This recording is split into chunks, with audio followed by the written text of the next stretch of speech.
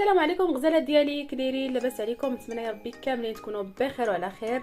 اليوم البنات بغيت نشارك معكم وصفه من الوصفات اللي انا متبعاها في ديال انقاص الوزن، اللي هي دنجال وتفاح خضر. كتشدوهم كتحكوهم كيف ما كتشوفوا في الفيديو، كتزيد عليهم قطرات ديال الحامض، يعني شويه ديال العصير ديال الحامض، وكتبقاو تاكلوهم يعني شويه في الصباح قبل الفطور، شويه قبل الغداء، شويه قبل العشاء. صدقوني يا البنات غادي تولي تحسوا براسكم يعني شبعانين ملي كتاكلوها، كتحسي براسك شبعانه. ملي كتجيو غير كتاكلي غير واحد شويه، واحد الكميه قليله. وصدقوني يا البنات النتيجه غادي تشوفوها. وما زالت البنات غنشارك معكم بزاف ديال الوصفات انا متبعاهم في انقاص الوزن اللي فعلا جابوا لي نتيجه، ومن بينهم هاد الوصفه هذه. وراه باقي غادي نشارك معكم بزاف ديال الحوايج.